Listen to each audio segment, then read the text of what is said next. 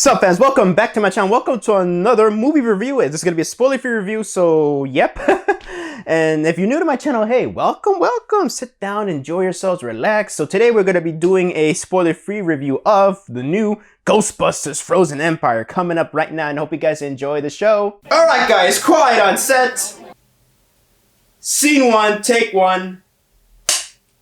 Action. Boom. Now, if you guys like this video, make sure you guys leave a like, comment, and subscribe. And make sure you hit that bell for notifications because, well, it does help the channel a lot. And before we get on to the video, let's just do a little quick unboxing. I got a pin. I'm trying to look at the camera thing here. I saw this movie yesterday at the time of recording. Today is Friday, so I saw it on Thursday. So I went to see it at the Dolby at AMC, and well, as you can see, AMC. So they gave me a pin. So I'll just for people who bought like a Dolby Cinema or probably an IMAX ticket, you guys get a pin. So let's just see what pin I got. Oh wow, look at that! This the logo of the movie, the Ghost logo. It's very cool. All right, now let's get on to the movie review. So, Ghostbusters Frozen Empire. I don't know why I paused there. Ghostbusters Frozen Empire has our characters from the last one, from Afterlife, moving from the country back to New York City at the Ghostbusters headquarters, as I like to call it. So basically, Ray Stantz, played by Dan Aykroyd, finds this orb. He receives his orbs by Kumail Nanjiani. He discovers his orb. Well, he's given the orb by Kumail. Hopefully I didn't butcher his name. They give him this orb, and he just finds out that there's something powerful hidden underneath, or so he assumes that there's something powerful hidden underneath that will basically unleash world frozen domination. And well, of course, this is Ice villain, and of course, Phoebe and the Ghostbusters and Paul Rudd, everybody's gonna suit up and stop this threat. Yeah, basically a typical Ghostbusters plot. All right, so now let's get on to the review. So overall, just to recap here, also basically before I get on that, happy 40th anniversary Ghostbusters. Man, I'm a huge Ghostbusters fan. The Ghostbusters is my favorite comedy of all time. So yeah, just to recap, I love the original Ghostbusters, a masterpiece, lightning in a bottle. Ghostbusters 2, I still enjoy to this very day, even though it's a carbon copy of the first one. The remake, you know what, I'm okay with it. I'm so with it, but I don't think it's good at all. It's you know what, the less said the better. Afterlife, I still love that movie. You know, some of the nostalgia bait stuff is you know, it didn't really age that well, but I still love the movie. I thought it was very charming. Excuse me. And this one, it's okay. I gotta say, I mean, look, here's the thing. I like this movie. I actually like this movie. I had a lot of fun watching it, and you know, I left the movie feeling, you know, good, you know, feeling great that I say, you know, it's another cool Ghostbusters movie, a typical Ghostbusters movie. But then again, I'd be lying to you guys if I was not disappointed. I would be lying to you if basically, I was a little disappointed in this movie. I don't know. I'm just gonna have to be honest here. But you know what? Let's just start with the positives. McKenna Grace, Carrie Coon, Paul Rudd, Phil Wolfhard, Dan Aykroyd, and Ernie Hudson. Everybody's good. I don't know what's wrong with me, guys. I'm a little tired, but everybody does a great job here. The acting is great. The character's still charming also. But then again, I also feel that Phoebe, I'll get onto my negatives there. But all the characters have been doing great. Every single actor has a time to shine. And it was really fun. The pacing, okay, again, I'll get onto the negative section right there. The effects look great. The score is still great. And it has a lot of fun. I like that it has a lot of cool moments. And some of the nostalgia, I don't mind at all. Like Slimer, I actually quite enjoyed Slimer here. And I gotta say, I love the first 15 minutes, man. I love the first 15 minutes of the movie. Because we have the villain built up a bit. And we have the characters using drones and these new technology and equipment to capture ghosts. Because this is flying sewer serpent ghosts flying around New York City. And they try to capture it. And they use a drone and all that stuff to try to capture it. And this is really, really cool without spoiling nothing. And I liked it a lot. I really enjoyed the first, third, and the final. I like the first act and third act. I really think that the movie is so well done. The second act, on the other hand,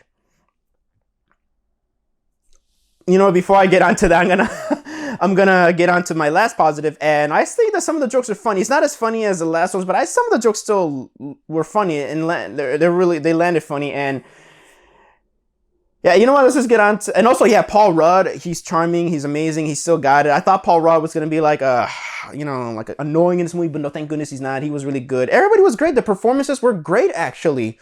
So now let's just get on to my negatives. I think that this movie had a strong first act, but then and a great third act, but the second act, that's when I feel the movie falls apart.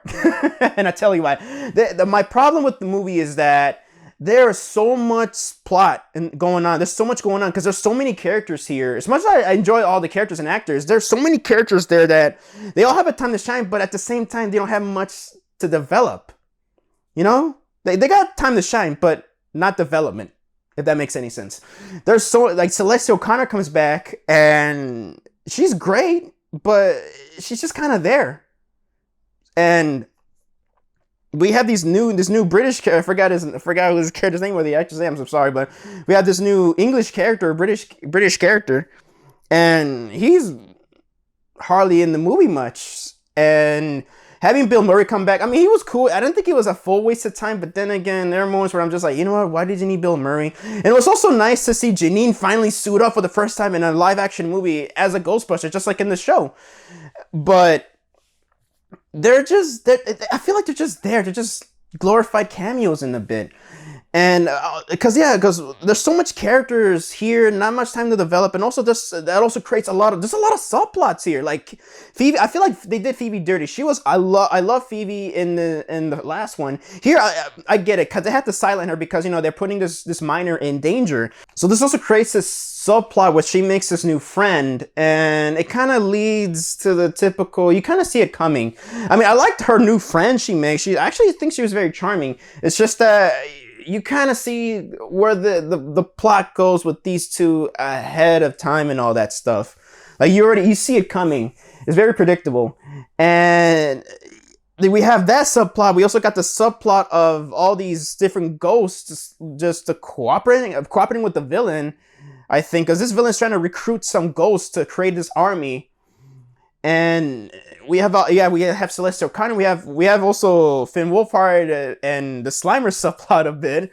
We have all these subplots that kind of don't really much go anywhere, and they do go somewhere, but it's just that it's just crumpled up, and also I think it just hurts the pacing. I'm very conflicted by all these subplots because I liked some of this because they add like new cool. I gotta appreciate they add new cool lore to the ghost, especially the science behind the ghost. But this is also clashing with the pacing because this movie is under 2 hours. This movie is an hour and 55 minutes, and you feel that. That's also including credits. You feel the runtime at around the second act because all these plots are just slowing the movie down and it halts the stuff. And some of the nostalgia scenes, like the little nostalgia bait scenes, they do stop the movie for a bit. They don't, in my opinion, they don't really serve the plot much. I was more forgiving of the last one with the nostalgia stuff because, at least in a way, it does serve the plot a bit, in my opinion. But here, it just feels like you're just stopping the movie for that. And that is also one of my big concerns going into this it was fine for the first one. I get it, because after the whole 2016 remake controversy, we did need to play it safe and start fresh. I get that. I gave the Afterlife a pass for that. But here, I'm like, all right, cool. You were going to have to do fresh new things, fresh new ideas. And they do. But unfortunately, it's not fully developed because of the nostalgia, because of the past. I don't mind nostalgia. I don't mind bringing things from the past. It's just that it needs to have a good purpose for that. And honestly, I don't think that had a good purpose here. A lot of it's just holding back. And you know what? It's not giving this new series it's not giving it to have the full potential it needs, because there's a lot of potential in these new movies that they're coming out, Afterlife and Frozen Empire. There's a lot of potential in these new characters, this new story they're creating. It's just that this whole the past, the nostalgia, I feel like it's just holding it back. And as a Ghostbusters fan, I appreciate the nostalgia, but then again, I want something new. I want something fresh. Give me something fresh and new. And you get that sprinkled in here, but I don't think it's enough. That's just my opinion, though.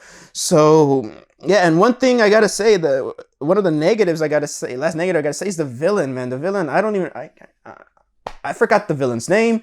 And also because there's so much subplots going on, that the build-up, there was little to no build-up to the villain. The villain, once he shows up, I mean, he's cool. He does cool things, but he's not as threatening. And the way they take the villain out, I thought it was kind of stupid. But, I mean, it's different. It's something new. and it's just yeah, there's so many characters, so much subplot that just clashes with the pace of the film, and also it also comes to the expense of the villain. They just hyped this villain up, and it just basically the villain is just the way that he's taken out is just, it was pretty lame in my opinion. But yeah, and it's at the end of the day, it's a safe, typical Ghostbusters movie. And yeah, but you know what?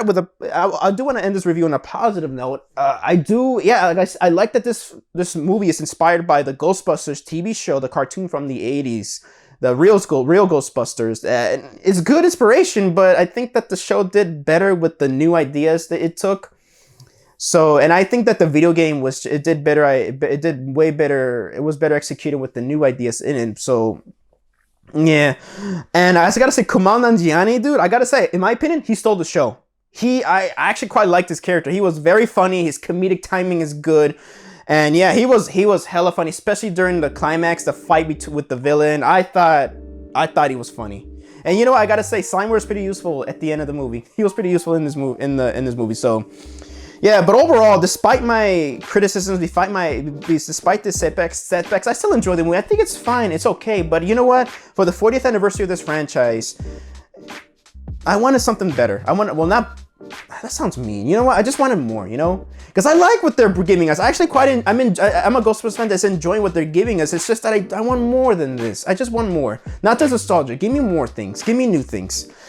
More new things. And... yeah, no, with that, I'll give this movie a solid 3 out of 5. That's a good rating. You know, that's not a bad rating to me. But then again, at the end of the day, ratings don't mean anything much. It's just like a little, if you had a rating or a scale. But yeah, I would give Ghostbusters Frozen Empire a 3 out of 5 stars. I still recommend it. You know, if you're a Ghostbusters fan and you already got your tickets, don't cancel them and go watch it. And yeah, I still recommend it. It's a fun movie. If not, then if you don't want to see it in theaters, then you know what? Yeah, just wait for streaming. Wait for it to be in streaming, to rent it on digital or all that stuff. And I like this movie. I like this movie. I like this movie, and I'm gonna pre-order the 4K. Hopefully in the near future with the next Ghostbusters, if they're gonna do another Ghostbusters, please give us something like fresh, new, or at least brand new. I don't mind, you can include the nostalgia stuff, but please tone it down, okay? Because I feel like there's a lot of potential in this series, in my opinion, personally for me, and I just feel like the past is just holding it back, and I think that we need to not rely on the past too much. This franchise has potential to bring us new things, and give us more reasonings to keep creating new stories with this. So yeah, so that was my review of Ghostbusters Frozen Empire. I hope you guys enjoyed the video, and thank you guys so much for watching the video. And so let me know down in the comment sections down below, have you guys seen Ghostbusters Frozen Empire? What you guys think of it? I would love to know. Please let me know down in the comment section down below. I like your opinions on it. So this is Javi from Javi Productions signing off, and hope you guys enjoyed the show.